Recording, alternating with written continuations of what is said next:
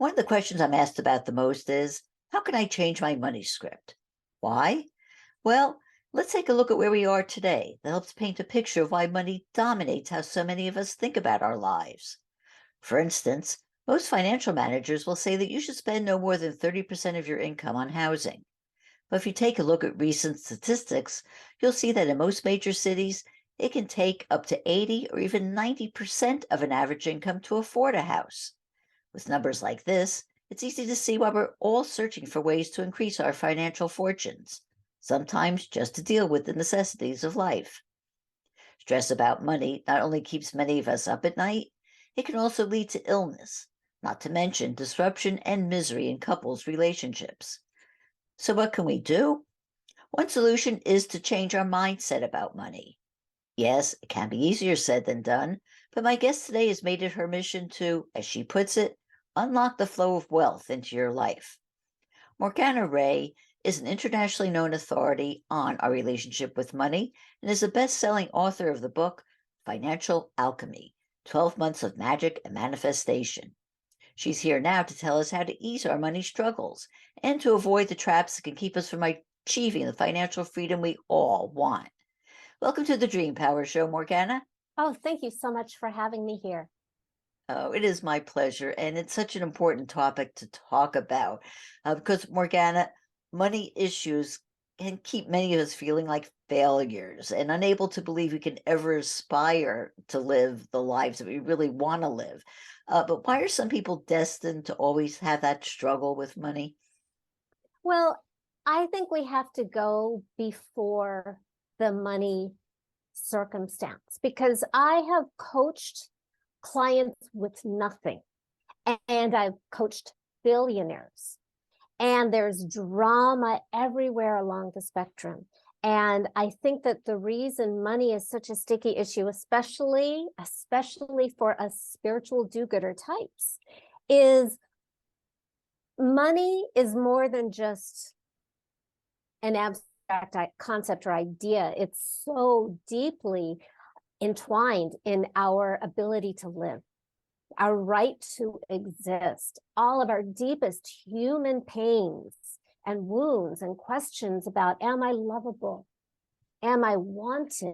Am I valued? Am I worthy? Am I safe? Does the universe even want me here? It all shows up in our relationship with money. Money is like, my husband's a Kabbalist, so I'm gonna go like way out here for a second.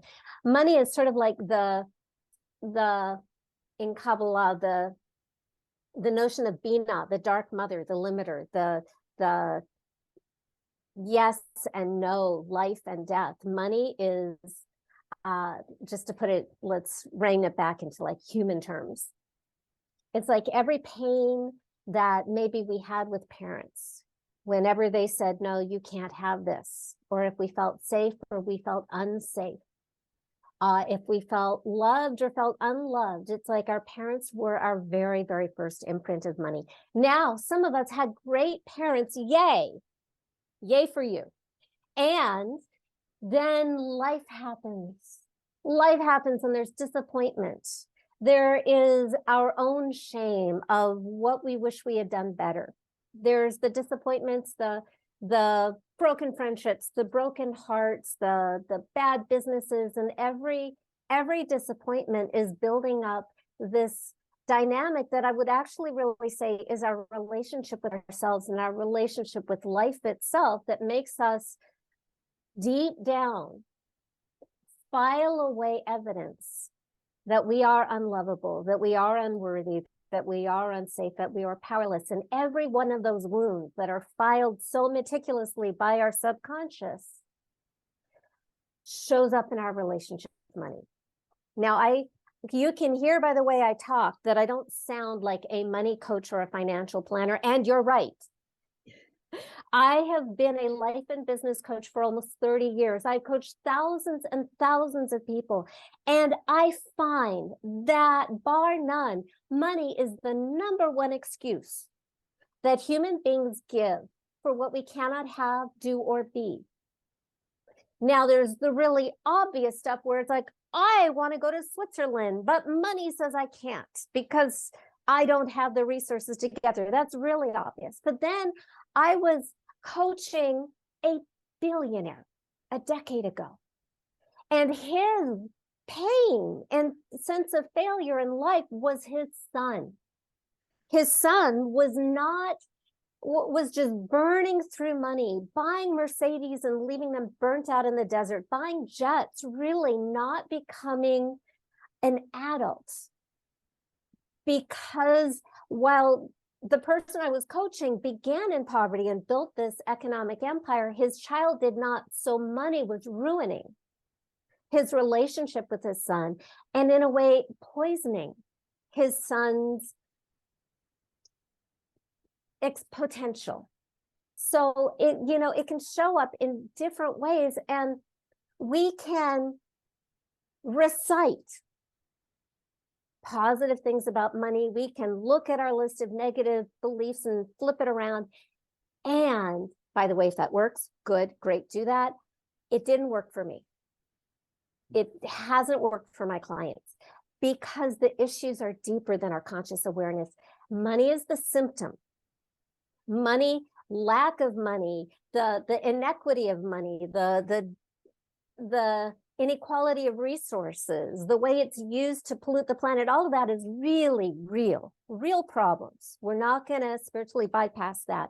But the root cause is being a human being is really insecure. And we try to compensate for that with money. That's why nothing is ever enough for them. So the solution that I found, the only thing in the world that worked for me, and I tried everything. I'm like a law of attraction, dropout failure. I had the vision boards and the mantras, and I was living in Los Angeles and still making $100 a month. And that was with celebrity client testimonials, the website, the business cards, the brochures, the taglines, the public speaking, mountains of testimonials, half a dozen master coaching certifications, and big deal. I was in LA struggling to make $100 a month, and that was going to go away. And the only it wasn't thing about the money, it was the symptom of what was exactly. And it wasn't even what I was doing. Like, you can do everything right. And by the way, this is not just money. You can do everything right, looking for your soulmate or trying to lose weight or trying to overcome it. You can do everything right and not get the results that you really, really desire and deserve.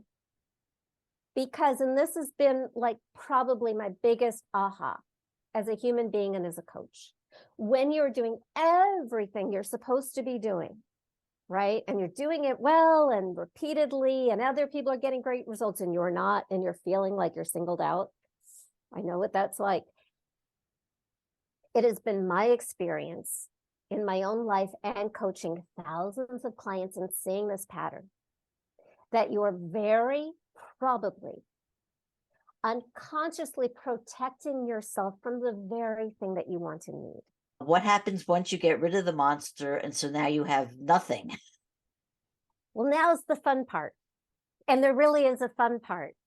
So you have slayed the money monster, yay you, and you've rejected everything that does not deserve or is wanted in your life experience moving forward. So now you have this emptiness.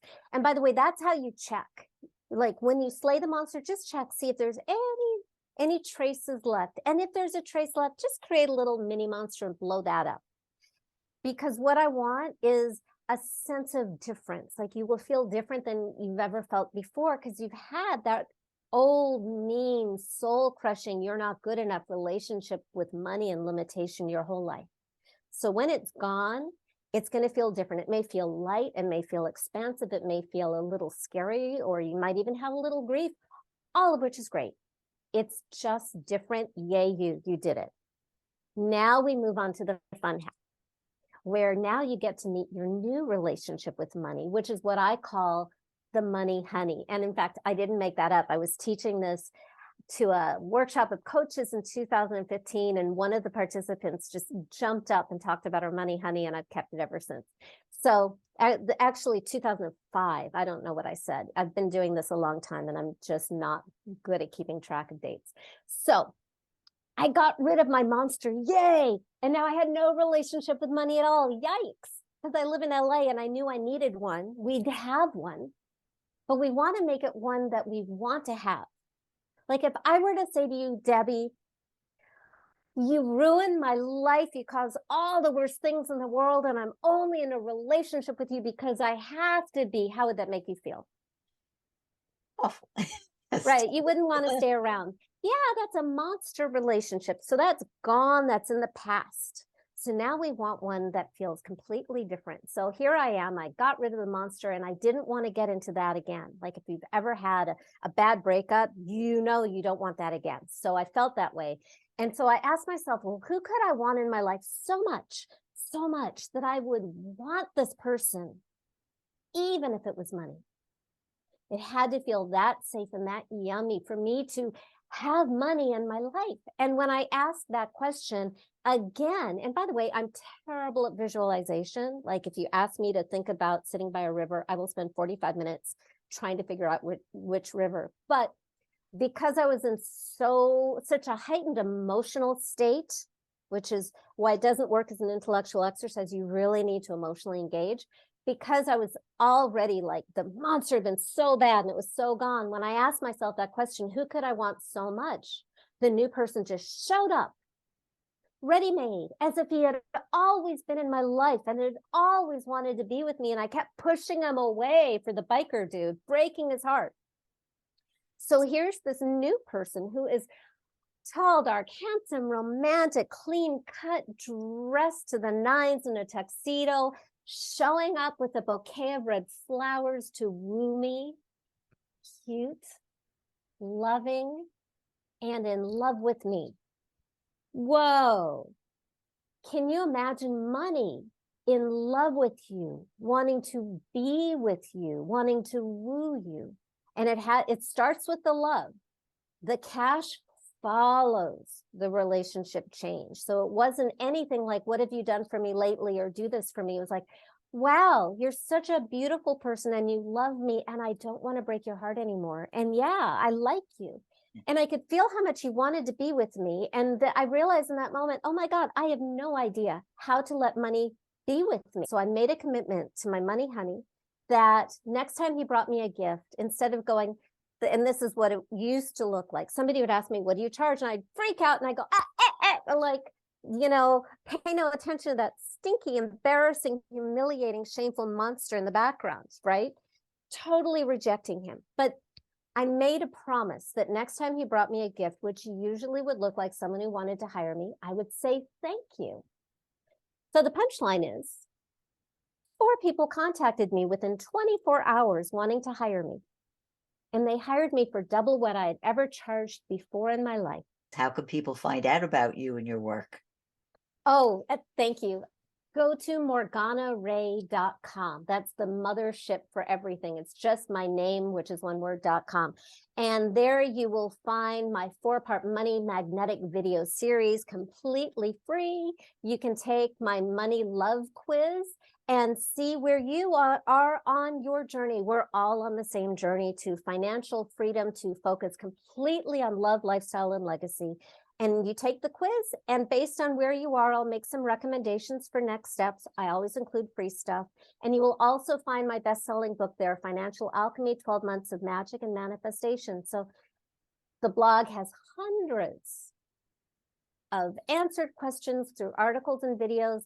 But I would start with the video series because it's more curated and you won't get lost down rabbit holes before you find what you want. We've been speaking with the money goddess, Morgana Rae.